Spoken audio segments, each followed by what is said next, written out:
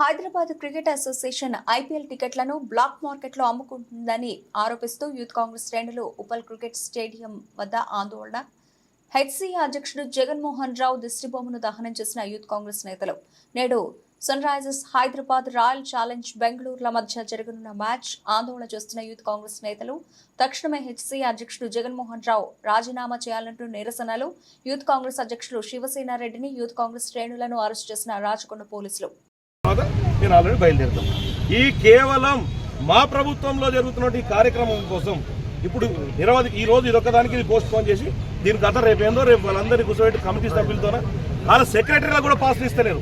హైదరాబాద్ ఎవరైతే cricket association members కూడా పాసులు అంతలేదు. చాలా మందికి క్లబ్ మెంబర్స్ కూడా ఫోన్ చేశారు, అన్న సార్ మాకు కూడా పాసులు వస్తలేవు, ఏం జరుగుతుందో అర్థం అవుతలేదు అని పరిస్థితి ఉంది. వాళ్ళ క్లబ్ మెంబర్స్కి ఇవ్వకుండా ఆ కాంప్లిమెంటరీ పాసులు ఏం చేస్తున్నారు? మరి దయచేసి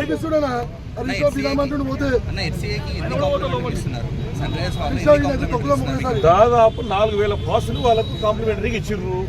ఆ 4,000 పాసులను క్లబ్ మెంబర్స్ కానీ, కొద్దిగా ప్రముఖులకు కానీ, ఇక్కడ ఉన్నటువంటి సర్వీస్ చేసే పత్రికా మిత్రులకు కానివ్వండి, కొంత పోలీస్ డిపార్ట్మెంట్ అంటే ఇక్కడ ఎవరెవరైతే వర్క్ చేస్తున్నారో వాళ్ళకి కాంప్లిమెంటరీ పాసులు ప్రముఖులకు అందరికి ఇచ్చే ఒక ఆనవాయితీగా ఉన్నది. అది వీళ్ళు బ్లాక్ దందా పెట్టుకుని బ్లాక్లో అమ్ముకోవడం మొదలుపెట్టింది. అది కరెక్ట్ కాదని చెప్తున్నాం. దాంతో పాటు కూడా